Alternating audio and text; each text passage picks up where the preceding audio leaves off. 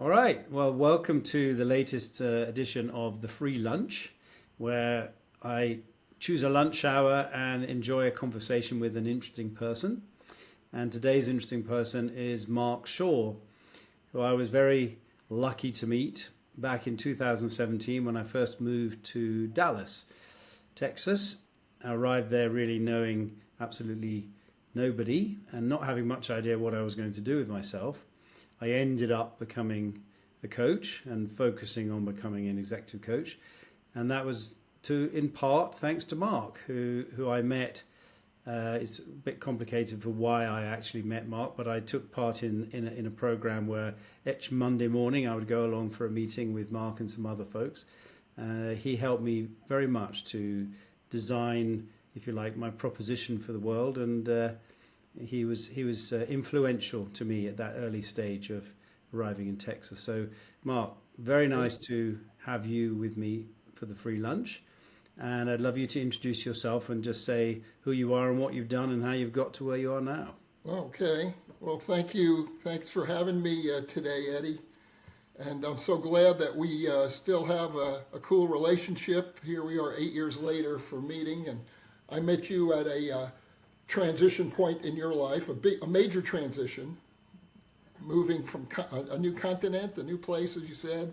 And this is what I do. I help people during times of transition, primarily career transitions, but careers include other aspects of life. You know, we can't separate what else is going on at the time. So I specialize, I would say, in helping people manage transitions effectively, specifically helping people with their career paths.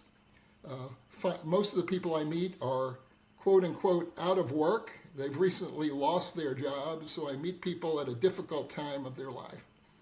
And one of my great pleasures in life is meeting people at difficult times, and by the time we say goodbye, they're often running into a new adventure, and it's so gratifying to be a part of that process.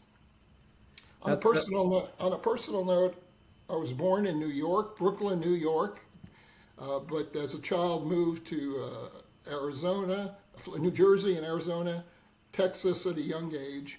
I'm the middle child, and I like to talk about that because I think it's a big influence in who I am as a person, my birth order.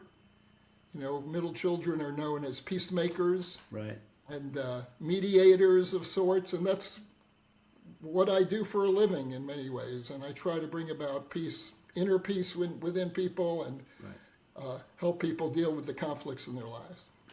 Yeah, that's really interesting. Certainly, I remember when I met you that you're right. I was going through a moment of transition, although there was a difference, and I felt it at the time that most of the people you were working with were suffering because they had lost something, and it might be power or status or money or all of them. And actually, I was not really in that situation. I was transitioning, but I wasn't in a bad way. It was more like I was excited to see what I could do, although I didn't have much idea what it would be. What do you when people are transitioning? What do you think are the big challenges that they face typically? Oh boy.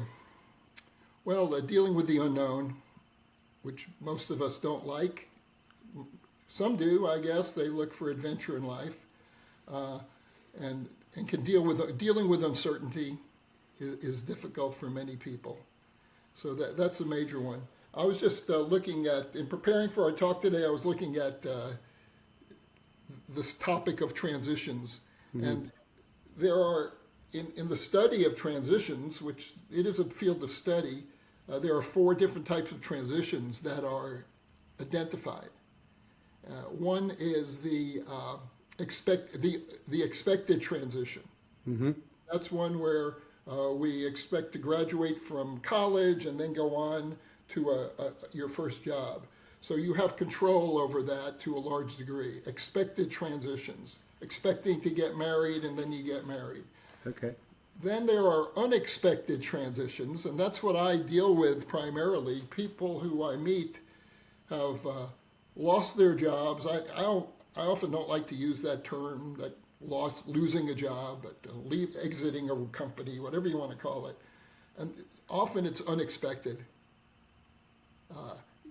people are blindsided. At Yeah, least, as a matter of fact, I don't want to interrupt your flow because I want to hear the other two things. But I remember very well, also brought it home to me as a European, the difference between the context of work in the States compared with Europe. That when people lose their jobs, sure, but they usually have a bit of warning.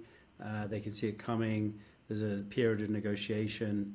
There are some laws in Europe which mean that people have to be given warning and they can appeal and all that kind of stuff. And yet I realized some of these very senior people that I met, thanks to you, they'd literally gone in on a Monday morning, about to start to read their emails and get a cup of coffee, and they were suddenly realized they had no job, and were sort of out the door with their Hollywood-style box of stuff and photos of the children. And I felt like some people I met were genuinely traumatized by that. yes. And it's an interesting point because this unexpected transition, I think if people were paying more attention to what was going on around them, and I think you talk a lot about that in your book, is Right. awareness of self, awareness of others, and how you're being perceived, right? Your concept of meatpathy Yeah. is how are you being perceived by others?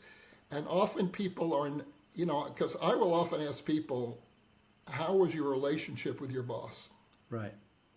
And that'll open up a can of worms often that they may not have thought how serious it was. Yeah. So, and it's interesting. I ask people two questions when I meet them. Number one is, how are you feeling about yourself? Right. Boy, that's powerful Yeah. because people don't want to talk about it, but that's what I live. That's my stock and trade, is getting people to open up about themselves. Yeah. I really believe when we do that, we're able to accomplish our goals. But you have to self awareness, self acceptance. You have to own up to things to get there. Yeah. I mean, another interesting question is, what do you think your boss thought of you? Oh man, Because very that's back to the meapathy, right? Which I think people very often they're quite good at talking about how they saw their boss or how they saw their colleagues, but they're not so good at how do they think their colleagues see them. and often I'll ask people, how did people see you? What was your reputation? I don't know. Right. Wow, that's something we should all know. Yeah. We can Yeah. get more. We'll talk more about that. But the unanticipated transitions in life, it could also be, a sudden death of a Yeah. loved one, Hmm. a health diagnosis, things of that nature, unexpected, unanticipated change. Yeah. The third type of transition, this one I'm really interested in, is called a non-event. Something you expect to happen, but it doesn't happen. Ah, interesting. Wow. Being left at the altar, Right. Yeah.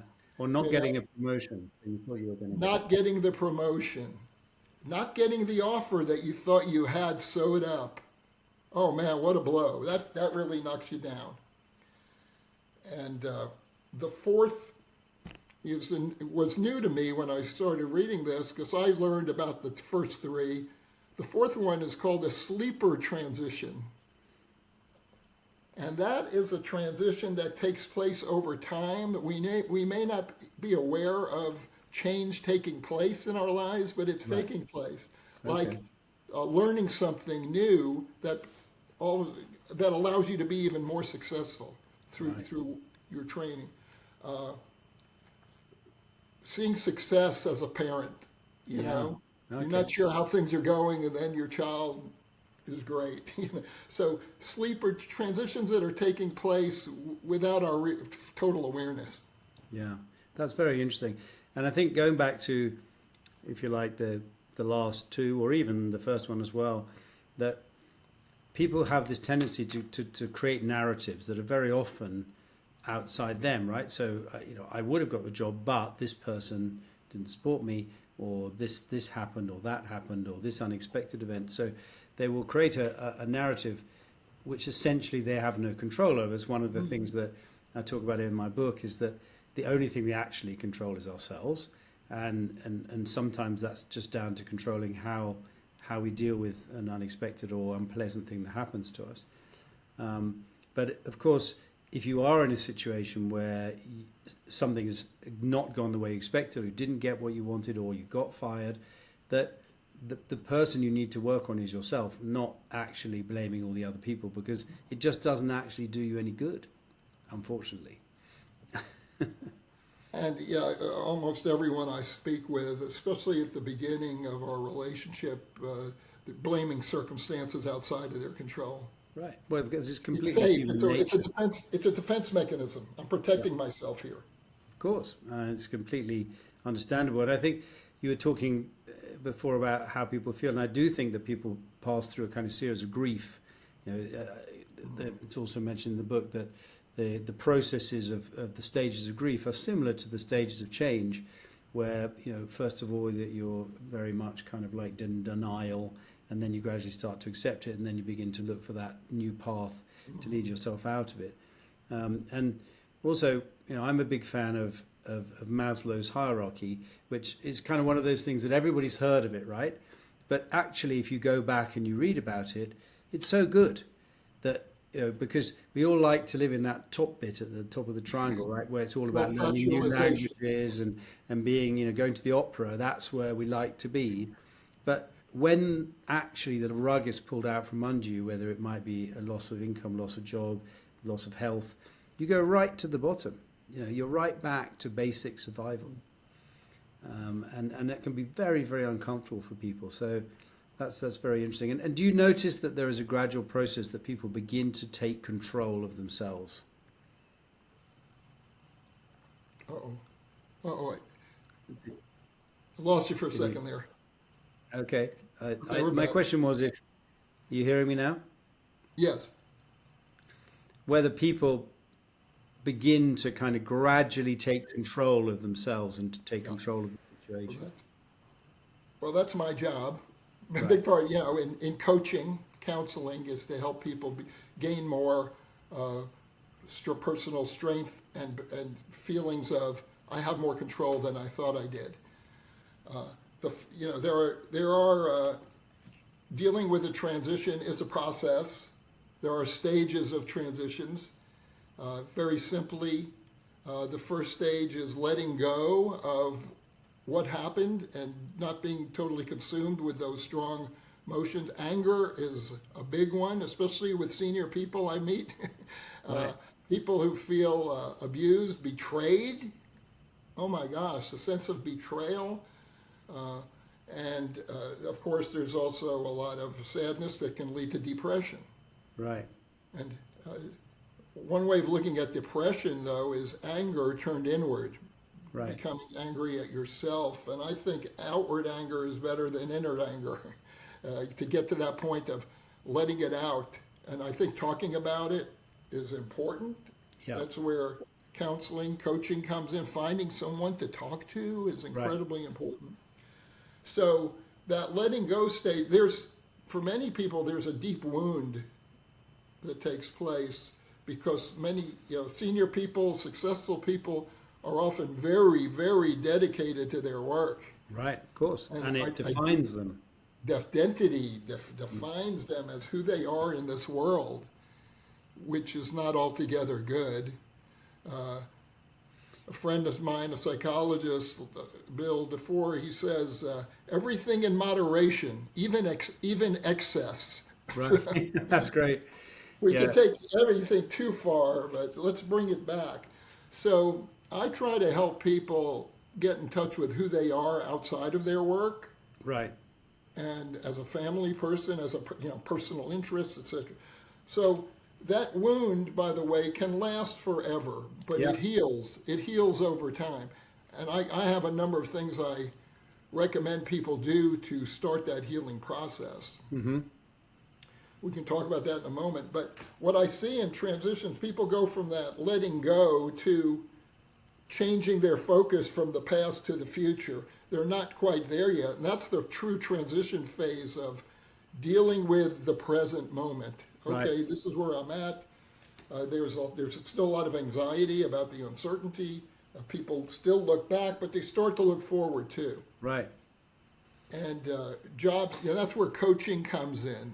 If I can, just uh, differentiate counseling from coaching, Yeah. counseling is more personally understanding yourself, and coaching in job search is helping people with job search tools and strategies and Right.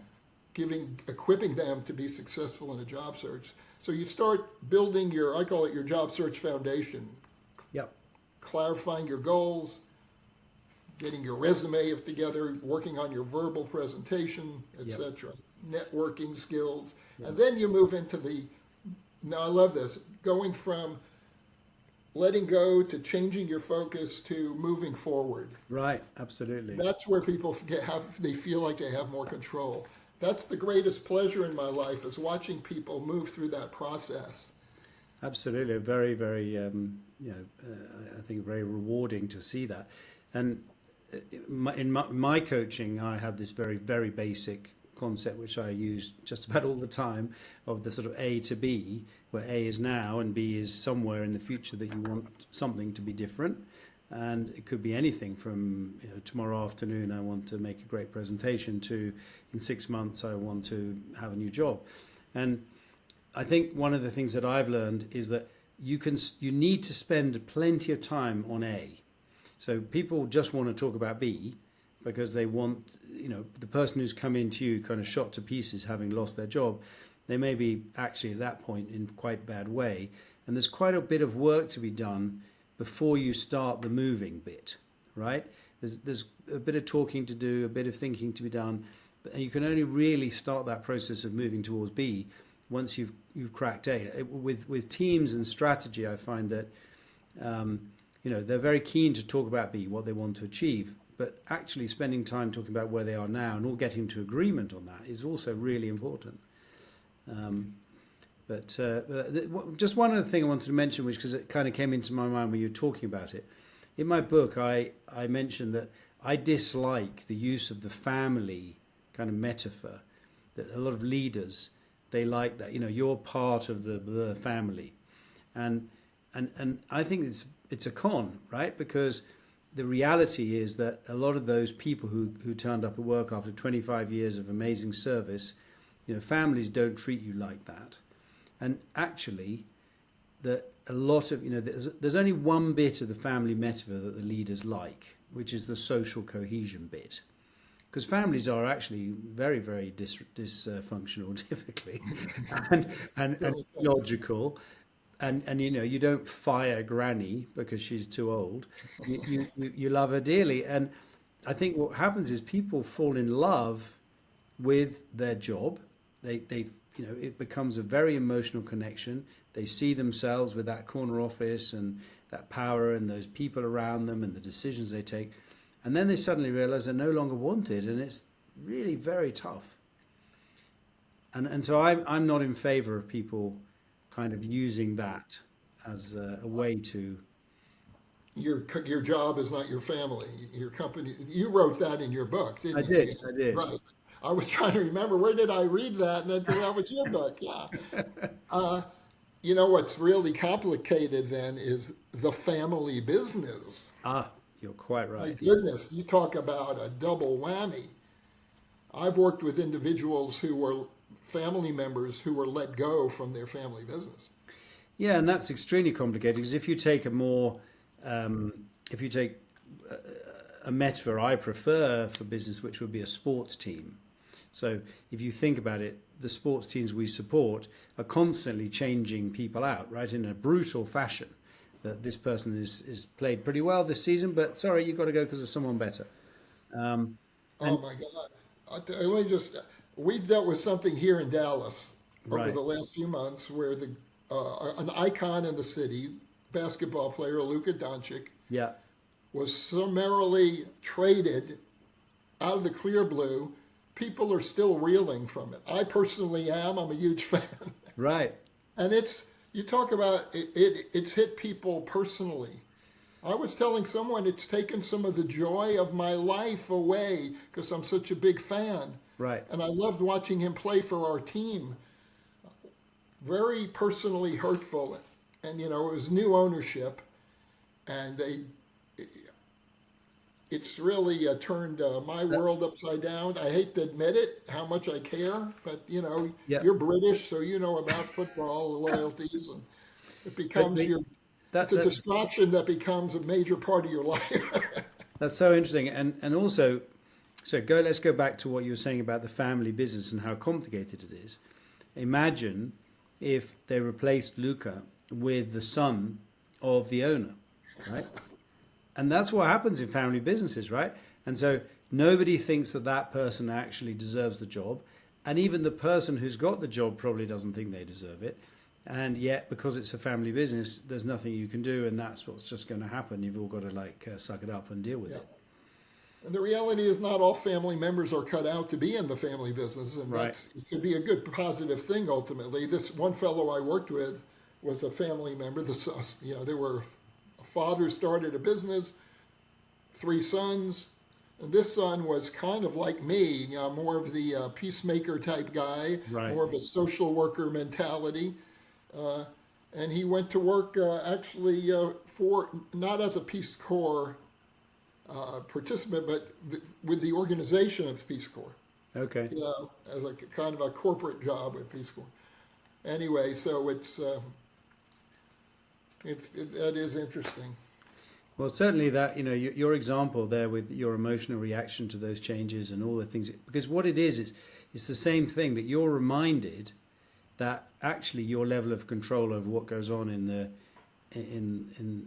Dallas basketball team is zero, right? And that somebody Zero. can come in and they can pull the rug from out from under you, and make you have all these emotional reactions that in a way you've been forced to go through a transition along with millions of other folks who have You're a right. similar thing.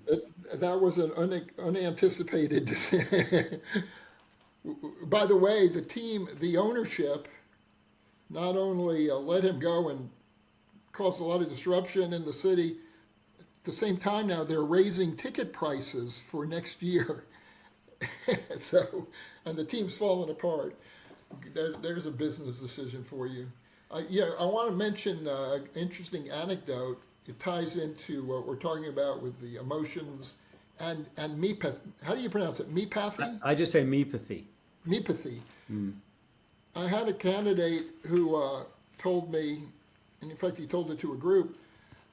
He had lost his job, very angry about the job loss. He got an interview within 2 weeks, and he hadn't really processed any emotions yet. He went on an interview, and it was one of these 7-hour, one after another interviews. And at the end of the day, the hiring manager brought him into his office and said, Joe, I've talked to everyone about your interviewing today. Everyone believes that you would be very good fit for this job and our company, but everyone also said that you're showing a lot of anger. Wow, interesting. And he said, I want you to go home, work on your anger, and we'll set up another appointment in 2 or 3 weeks. Right. What a gift that man got. Yeah, 100%. No one would ever give that feedback in a job interview. They say, "Oh, we don't want this guy's angry. Get him out of here." But they saw some other positives in him that allowed.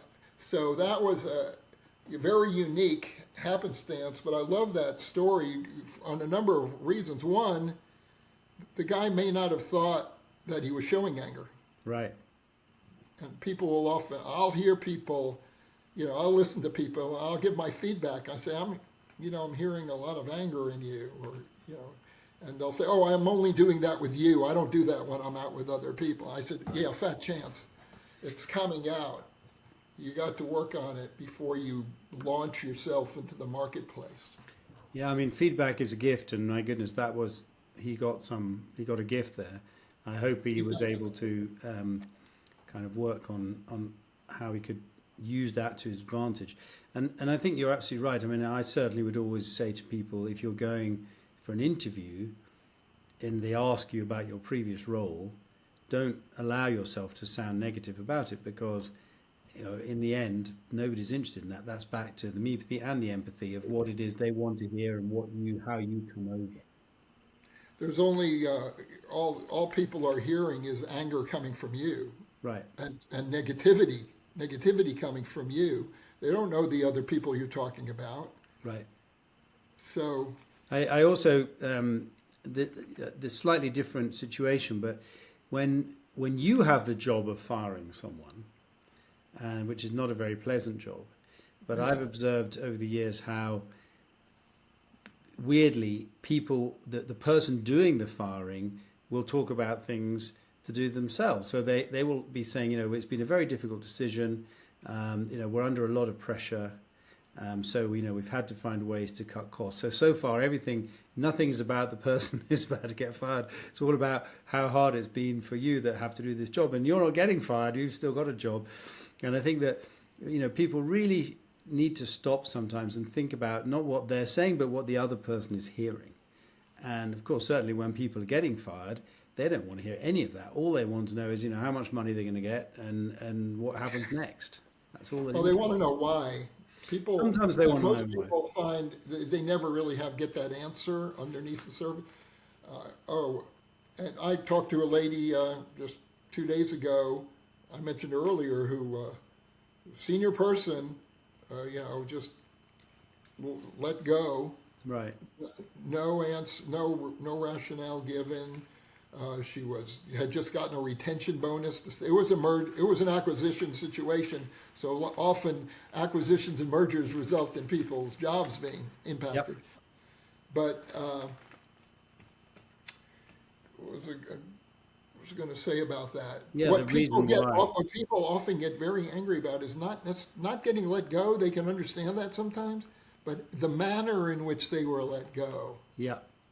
Without, they feel disrespected and betrayed because this was a video call Right. with That's her not boss, and then the boss leaves the room and the HR person comes in. Yeah, I don't know if you remember some years ago, there was a case of a very big mortgage company. It was like a sort of modern mortgage company, and the CEO fired a lot of people through Zoom or online anyway. And there was a lot of criticism of that person and for that. And actually, in reality, it was very difficult for them to do it any other way because it was a virtual company. They couldn't call everybody and say, come into a room. But of course, I think that the work needed to be done on how that person communicated in that moment. I think they had a kind of cup of coffee or something on their desk and people were angry about it. But, this is such a personal thing. And I think that sometimes that what people want is just to be told the truth, that this was just a bunch of moves that was really nothing to do with the quality of your work, and it was just corporate movements that caused you to no longer have a role. That's a lot better than desperately trying to scratch your head and, was it that conversation I had with the CEO that I blew it or something? Yeah.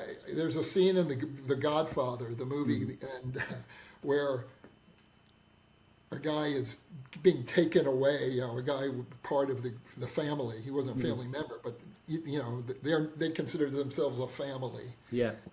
And the guy says, as he's being taken away, he said, "Tell Michael, I always liked him.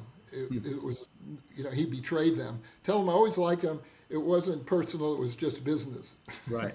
Yeah. And then but it ends up with his departure.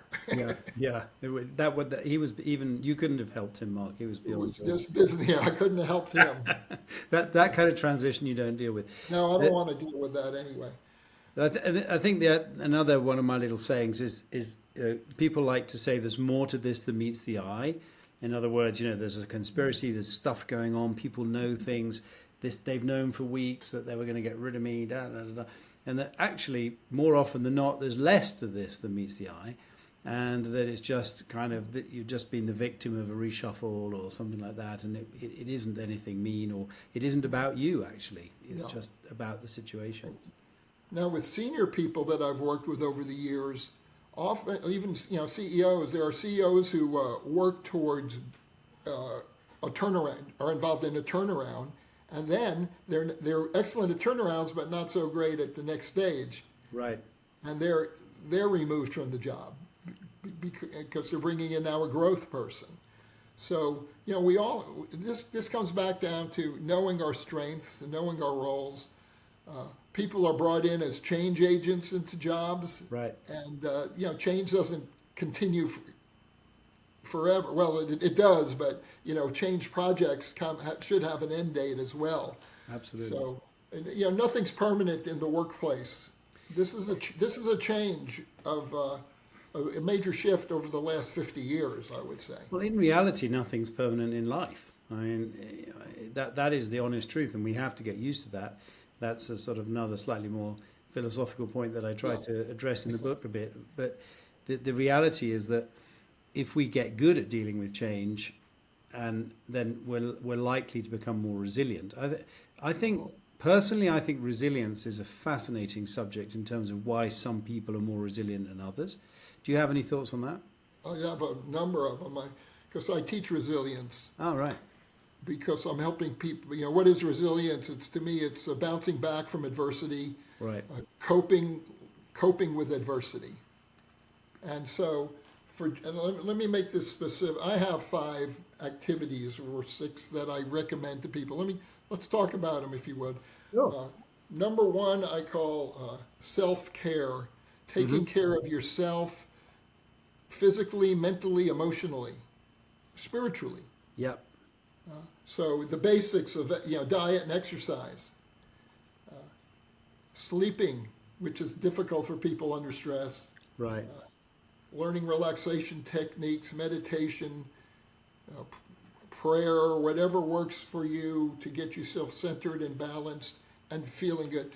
Because the number one element in a job search, it's not people spend too much time on resumes, frankly. Getting every perfect word, and most resumes get about an 8-second look at. The most important part of a job is you, the Right. person. Mm-hmm. And are you optimizing yourself at this time? So take time during the transition period to work on yourself. I worked with a guy, he was overweight. Right. And he just wasn't looking healthy. And I told him, you need to lose weight. And I was very direct with him. Yeah. Get on an exercise and fitness program. He did. He used one of these online weight loss programs, I think Noom, I believe. Give him a Right. plug. Okay. Why not? Oh my gosh. Over time, he lost 40 pounds. Wow. Looked like a new man. Wrote a book. Okay. I mean, the guy now he's working with a major consulting firm. A great success story of taking heed. So self-care, and I would relate to that self-awareness, which you're very big on. Yeah. You ask, how do you get feedback about yourself? Well, there are assessments. I like the Hogan assessment because it really is based on reputation Right. more than self-assessment. It's not based on how you feel about yourself. They use techniques, validity and reliability tools to really capture what others think of you Yes, I have heard based on very your good own things about answers. Hogan. Yeah, it's really good. And of course, in addition to assessments, is asking for others for feedback. Right. Absolutely. And I recommend people do that in their job searches, to go back and say, even, asking your colleagues, what do you see as my greatest strengths? Right. What value did you see me bringing to the company? And it can open up some new areas for you that you weren't Absolutely. aware of. And of course, you also say, where do you see my areas for development? Getting coaching, 360s do that as well. Yep. Many people think 360s are loaded a certain way. Yeah, this guy didn't like me, so no wonder. Getting feedback for yourself it's sort of like jumping into a cold swimming pool, right? It can be extremely uncomfortable at the beginning if you're not used to it, but if you do it and you begin to like it, you get a lot of benefit from it. Yeah. Years ago, a guy told me I was too nice. Uh-huh. He was actually a peer, and I was offended at first. I probably am, But the beauty of aging is I'm not as nice as I used to be. But I think that's the way most people characterize me in life, as a nice guy. That can seem kind of soft and squishy, but I'll take it. I will take it. I own it. But I have become more direct with people too. All right. So self-care and making sure you're Yes. sleeping and Self-awareness. yeah, Next, self-awareness. next, and this one is critical, as you know, socialization. Uh-huh. Yeah. People, fight or flight. People tend to, for a period of time, isolate themselves Right. under stress. Cocoon, a cover up. I'll say, okay, I'll give you a week or two to do that. But the key to moving forward in career search, life, I believe, is relationship building. Yep. In business, we call it networking. Whatever you want to call it, it's the people are the key. First, you work on yourself. Make sure you're a person people want to know, and you have a likability factor, and you're presenting yourself in a positive light, a professional light, and then you've got to get out there and show yourself. Be present. Must be present. And I love it when I get introverts or people say, I can't do this. And then they start seeing the value. Yeah. And they're still accepted as a valued person, even though they're out of work. Yeah, it's very interesting. And I also, on that note, because I think that when you say things like, get out there, show your value, I think the introvert extrovert thing immediately pops into mind, right? And then the introvert type folks who are maybe feeling a little under pressure or feeling rather defensive will like, yeah, but I'm not good at that, I don't like it. My experience actually is that the introvert type people who work out how to do that effectively, or for example, if they don't enjoy presenting or explaining things in public, the ones that make the effort to really get good at that end up being so good at it. And that whereas actually the people who are more naturally extrovert, who are more naturally able to just sort of walk into a room with people, they often don't improve as much because they already kind of feel like they're good at that.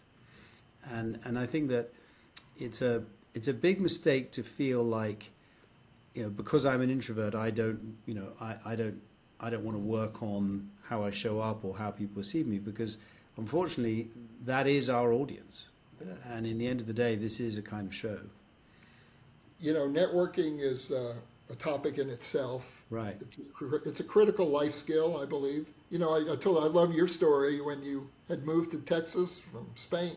Yeah. And didn't know a soul, and you and your family were out, and you heard Spanish being spoken, and you approached the table. I love that. We have to be risk takers. And they became lifelong friends, those people. And I love this. That story is great. But I also remember, just to interrupt for a sec, sorry, I don't want to interrupt your flow, but I remember I absolutely forced myself to go to some of these, North Texas Wednesday morning gatherings of people that, and I would look in the mirror of the car before I got out at 10 to 7 in the morning thinking, what am I doing? But actually, it was the right thing to do. And it didn't even lead necessarily to specifically getting a bit of work or making any massive progress. But it was all part of a package of, I needed to get out there and be brave enough to do that. And I think that that's the other thing, is that sometimes the things that we decide to do to help us with our transition, to help us with moving on to the next thing we want to do, that not everything gives results, right? No, well, and we may not see that as results at the moment, but I think we can learn from everything. And I also believe you can put yourself in situations where you can help others. Yep. Huge part of networking is taking the focus off your own needs. It's conversation 101. Tell me about yourself. What are you working on? How can I help you? Absolutely. I completely agree. And I think that very often that can be extraordinarily helpful as well, because I think often you meet people who are in a similar situation to you. So you say, well, let's work on that together. And there's not going to be no one's going to pay anything, but you're going to help each other out. And actually that can be extremely good energy that's generated through that. Oh, yeah. I believe In certain culture, they call it good karma. Yeah. So socialization, Eddie, is Yep. just, you got to get people out of the house, get people away from the computer screen. Right. Maybe people think a job search is sitting in front of the computer 8 hours a day, and sending out resumes into this black hole called the automated systems that they're hiring systems that are kind of broken.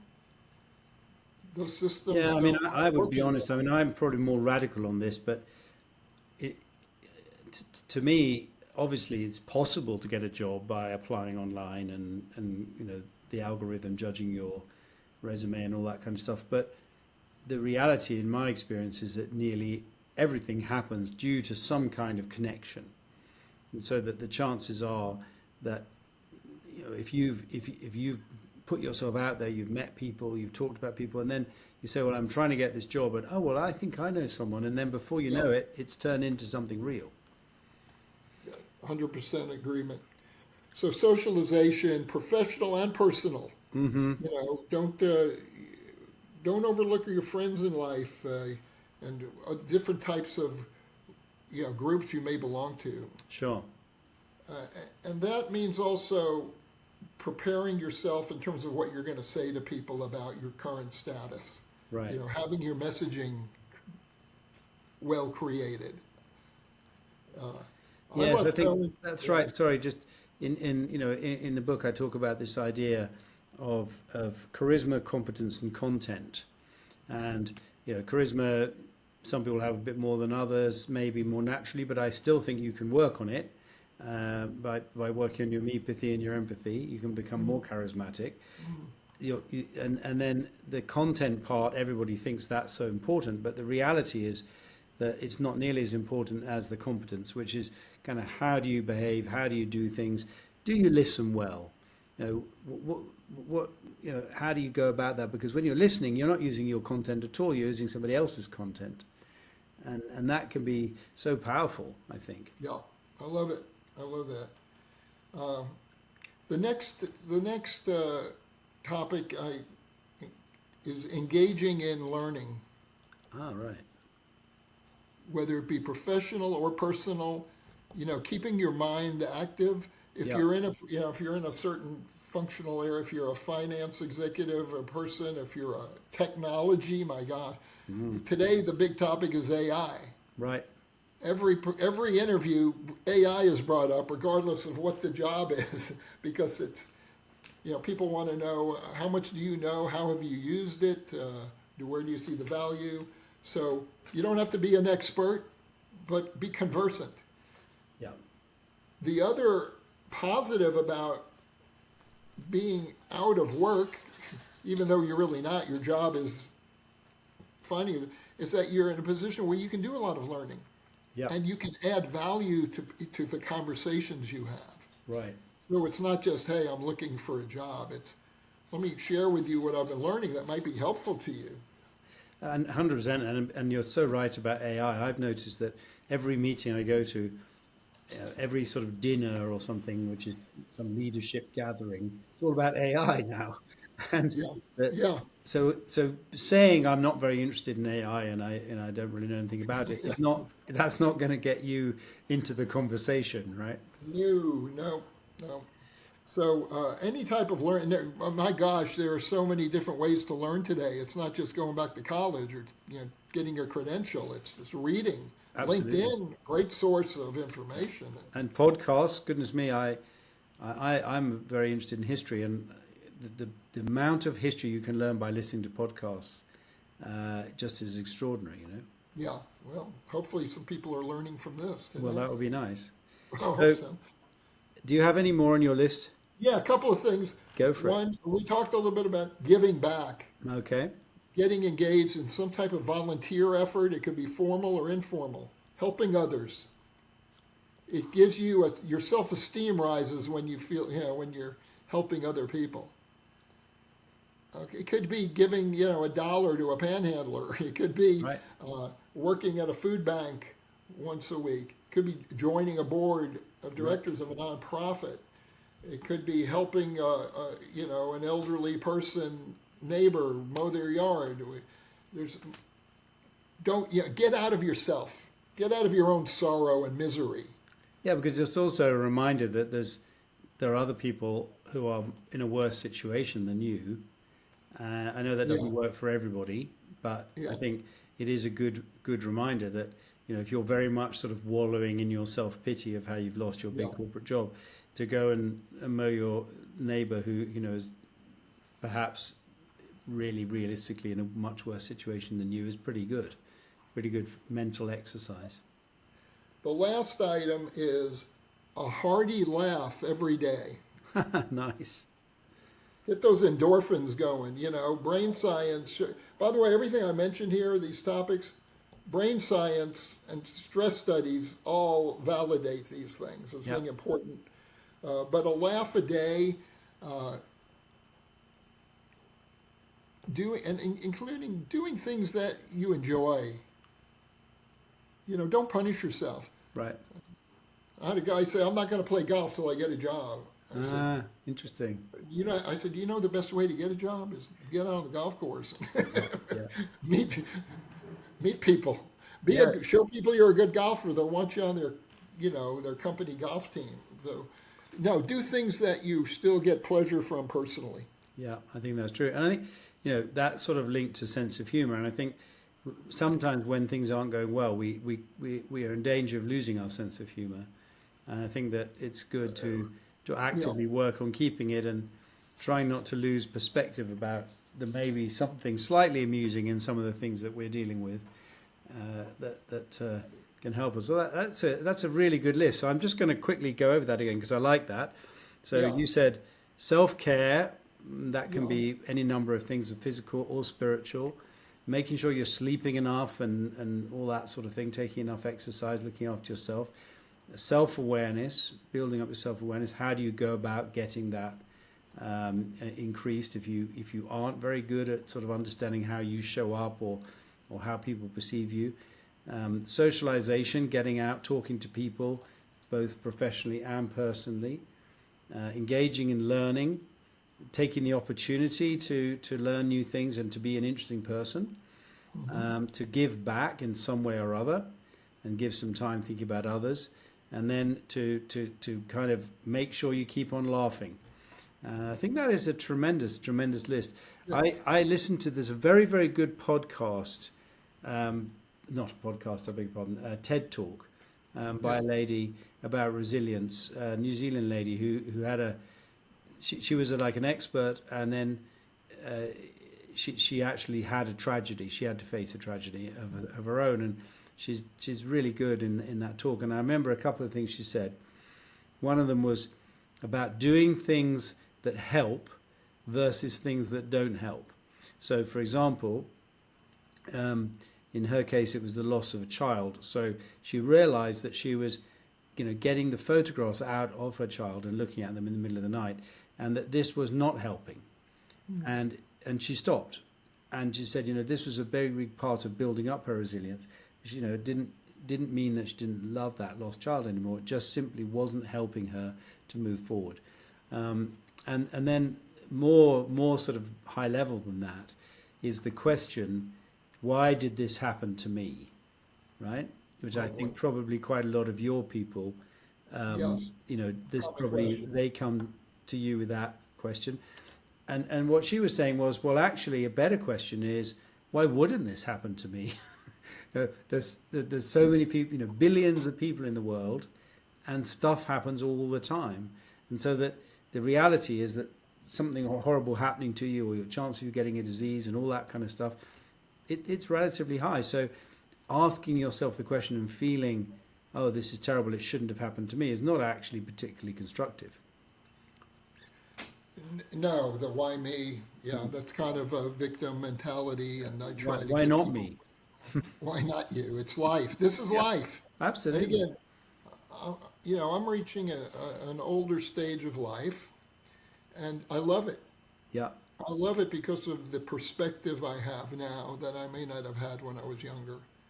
And I think gaining a good broad perspective on life, the meaning of life, it's ongoing, but not, understanding that life is, as you said, it's not all in our control. Right. How Well, we respond to things is in our a lot control. of things are not in our control, but at the same time, I mean, I sometimes think about, like, if you're on a fast moving ship and you see an island and you realize that you're going to run into that island, the chances of you moving that island are very, very small. You might be able to do it with explosives and things, but you're not probably going to have time before you hit it. Whereas the chances of you changing course slightly are pretty high because you're hopefully, the one holding the wheel. And I think that, the more we, sometimes things are, very difficult for us to deal with, but the more that we try to work out what we can do, the more chances are of Yeah. actually coming out successfully. And we have to do things in life that where we take risks, where you make changes. If we don't have the experience of building up this resilience and getting just practicing change, these when something happens in our life, we're not equipped to deal with it. Right. And so, I meet people who've never lost a job in their life. They've been Right. working for 30 years, and it's all, it's a big blow. But those people now who, the younger generations, frankly, they're used to change. I think that's very true, and it's interesting, isn't it, how when you meet people who have suffered certain things in their lives, they very often are stronger for it. And the old expression of "if it doesn't kill me, it does me good." Yeah, There's some true in Nietzsche. that. Nietzsche. But, to me, there's a tipping point there where some people I meet have, it's like Job, the book of Job, one disaster after another. And I work with people who've going through job loss, at the same time have just lost a parent. They, somebody, another family member is having difficulties, overwhelmed. Yeah, With feeling overwhelmed is terrible. Stressors in life, stress events. So, life's not easy. Life is not easy, and I think the reality is that all of us are different, and all of us have. I mean, you often see this in families, right? That two brothers or whatever will have exactly the same story, and yet will end up dealing with it in a completely different way. We should never, oversimplify or attempt to kind of make it seem like it's simple. Every case is different, and I'm sure that you must find that with your coaching and your counseling of people going through transitions. Okay, well, Mark, I feel like we've had a really good conversation. I don't like these talks to go on too long because it is the free lunch. So we've got the lunch hour. I think we've been talking for about 50 minutes or so. So Yeah. I'd What like about to this? wrap it up. I'd like to thank you for your words of wisdom, and I think there are going to be quite a few folks who are going to listen to this and get some value. So I hope so. really Okay. appreciate it. Hey, my pleasure. Just to bring it back around from where I started talking about myself as the middle child, and maybe the kind of work I do, it's really culminated in what I do. Right. My early origin, and I will say, I'll have people to think about what did they enjoy doing, how they spend their time when they were young children, Right. what did they gravitate towards without other influences in their life. Right. That could be a clue for what you want to do later in life, whether it be work or non-work. It's fun. I think that's a great thought to end on. All right, Mark. Well, thank you very much, and Eddie, we'll keep hope in to touch. I hope to see you in Madrid someday. You absolutely come and stay anytime you want. Okay, man. Bye, Mark. Have a good day.